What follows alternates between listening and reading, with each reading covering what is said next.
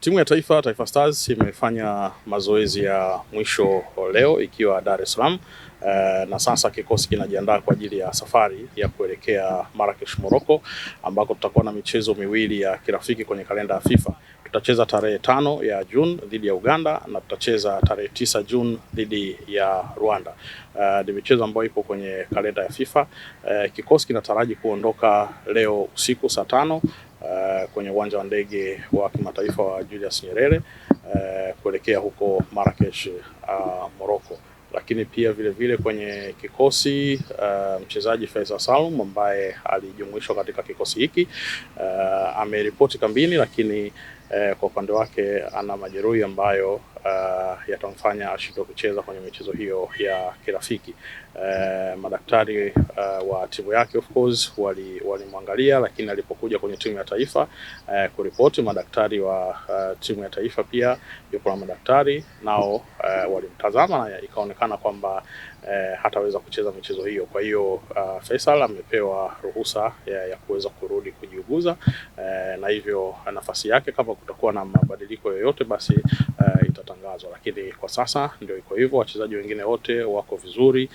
Tayari tumepokea pia wachezaji ambao wanacheza nje ya Tanzania, na wengine ambao wamesalia wao tutakutana nao moja kwa moja kule Morocco. Vipi kuhusiana na Kevin Nacho? Jamaa anaye kwenye mchezo. Taarifa. Nani? Kevin Nacho. Mimi nimetoa taarifa ya Feitoto. Sawa, tuzungumzie pia. Sielewa, unauliza kwamba hajaonekana mazoezini. Leo Kevin Nacho. Taarifa yake nayo iko vipi? Atasafiri na kikosi unacho? Kikosi unacho au umekuja na kikosi chako kichwani? Basi kwa nimfananisha.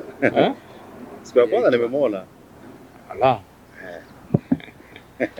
Sawa, Ndimbo, kesho tunategemea kushuhudia fainali ya Under 17.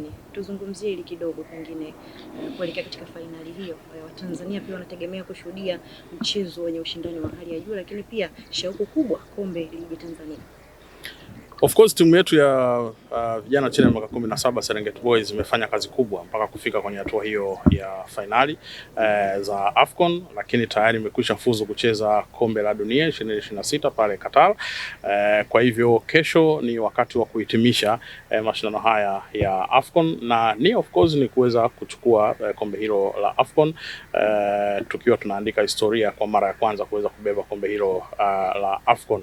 Timu inaendelea na maandalizi kule Morocco kwa ajili ya mchezo huo wa hapo kesho, lakini pia jambo kubwa ni kwamba kuna Watanzania wengi ambao watapata fursa pia ya kuweza kushuhudia mchezo huo wa fainali pale Morocco.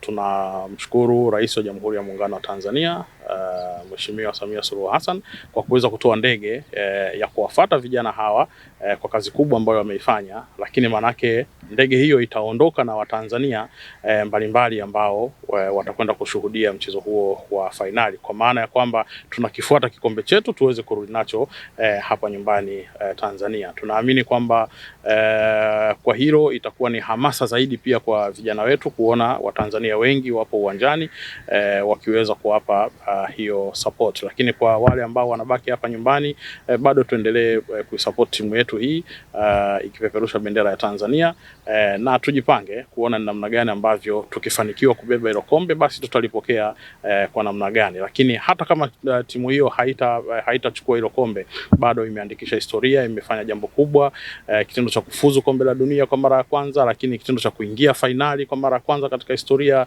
ya nchi yetu. Bado vijana hawa kusema kweli wamefanya kazi kubwa, wamefanya kazi nzuri ambayo inahitaji kupongezwa sana.